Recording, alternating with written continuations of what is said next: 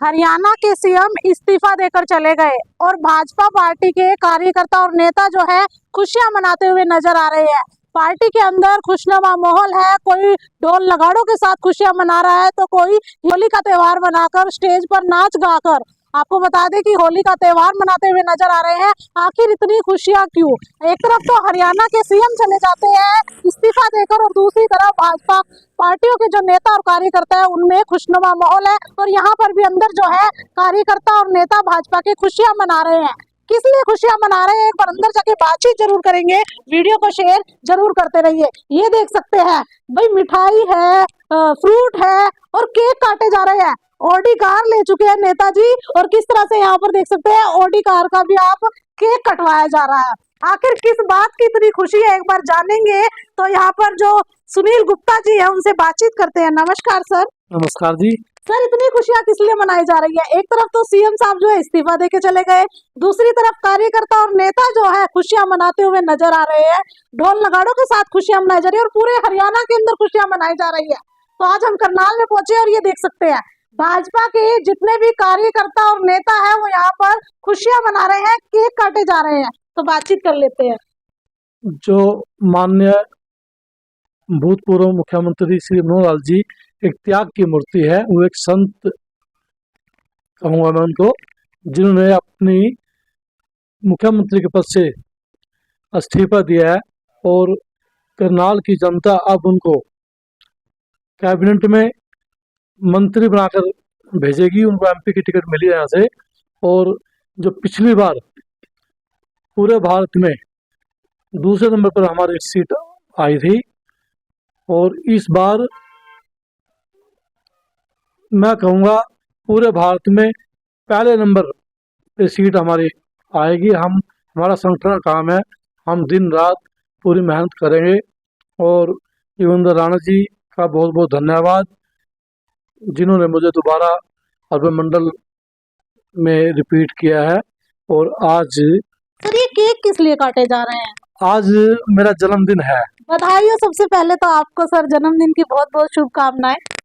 आपको भी बहुत बहुत बधाई, शुभकामनाएं आपको भी। तो ये जन्मदिन के उसमें यहाँ पर जो है केक काटे जा रहे हैं, पार्टी मनाई जा रही है, या फिर जो सीएम चले गए उसकी वजह से पार्टी मनाई जा रही है? नहीं नहीं नहीं, सीएम हमारे थे, हमारे है और हमारे परिवार के मेंबर है वो। वो तो हरियाणा में एक का नारा दिया उन्होंने, भाई जितने भी हमारे हरियाणा के चाहे बुजुर्ग है, महिला है, बच्चे हैं, सब हमारे एक ही परिवार है। उनसे ये सीख मिली है भाई, सबके सुख दुख में जैसे उन्होंने 9.5 साल हरियाणा की सेवा करी है।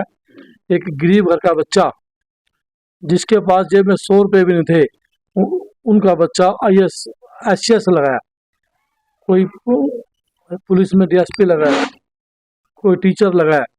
तो ये बहुत बड़ी उन्होंने मतलब। सर, यहाँ पर दायित्व भी सौंपे गए हैं आज अर्बन मंडल में, जैसे कि करनाल के यशस्वी जिलाध्यक्ष युगेंद्र राणा जी ने मुझे दोबारा रिपीट करने की कोशिश की है, मुझे दोबारा रिपीट किया है। और आज अर्बन मंडल में थोड़ा विस्तार हुआ है, क्योंकि मेरा अर्बन मंडल में काफ़ी कर्नल मंडल में चला गया था। और आज अलका चौधरी जो पहले अर्बन मंडल में महिला मोर्चा के अध्यक्ष थी, उनको मंडल में उपाध्यक्ष का दायित्व दिया है। रवि वत्स जी जो पहले मीडिया प्रमुख थे अर्बन मंडल में, अब इनको महामंत्री का दायित्व दिया है। राजकमल पाठक जी, इनको अर्बन मंडल में सदस्य बनाया है। और एक सुभाष शर्मा जी जो पुलिस डिपार्टमेंट से रिटायर है, इनको भी अर्बन मंडल में सदस्य बनाया है। जी सर, आज आपको दायित्व सौंपे गए हैं, तो आज क्या कुछ जिम्मेदारी मिली है आपको?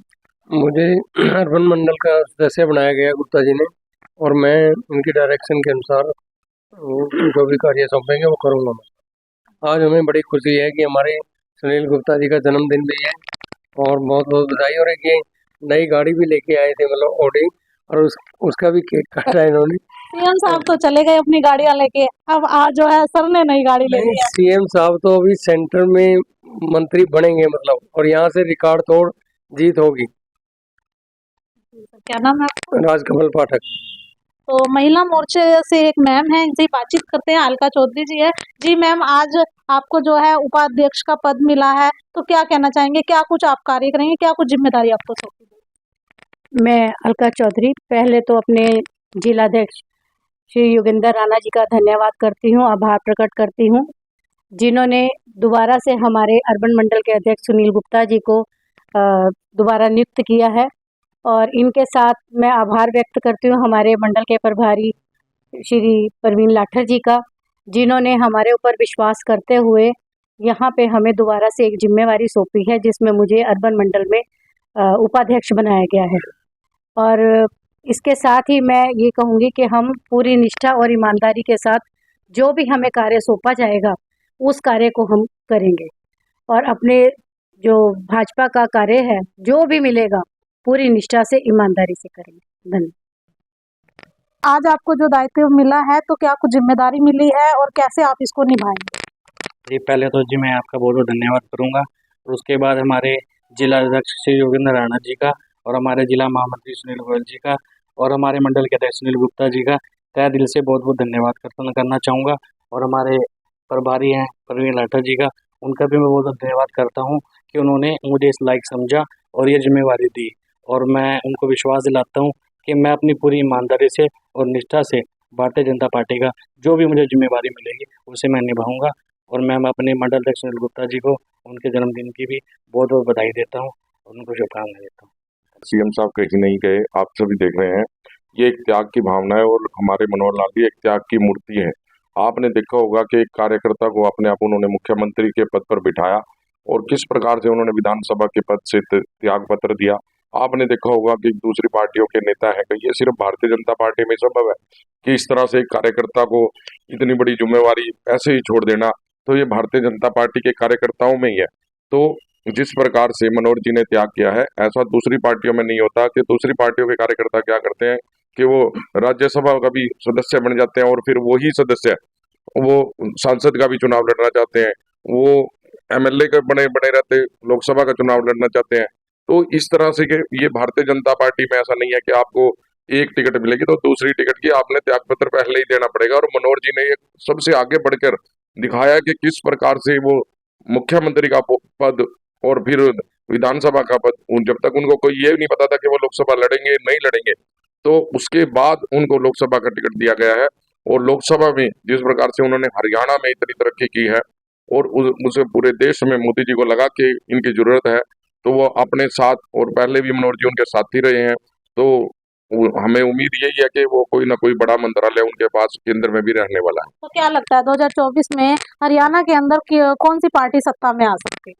2024 में आपको संभव यही है कि मनोहर जी ने जिस प्रकार से कार्य किए हैं, आप चाहे किसानों की बात ले लें, चाहे उन्हें किसानों को जिस प्रकार से सम्मान निधि हरियाणा में दी है, फसलों का मुआवजा दिया है, और इतना 14 फसलों पे एमएसपी का जो हरियाणा में रेट दिया है, और उसके साथ माननीय मुख्यमंत्री जी मनोहर लाल जी ने एक फैमिली आईडी बनाकर जिस पर परिवार की पहचान पत्र दिया है। आप दूसरी कई चीजें, आपके राशन कार्ड मांगे जाते थे, आपका आधार कार्ड मांगा जाता था, दूसरी चीजें कई मांगी जाती थी, अब सिर्फ आपको फैमिली आईडी दिखानी है, उसमें आपका जाति विवरण भी होगा, आपके बच्चे कितने हैं, सारी इनकम होगी।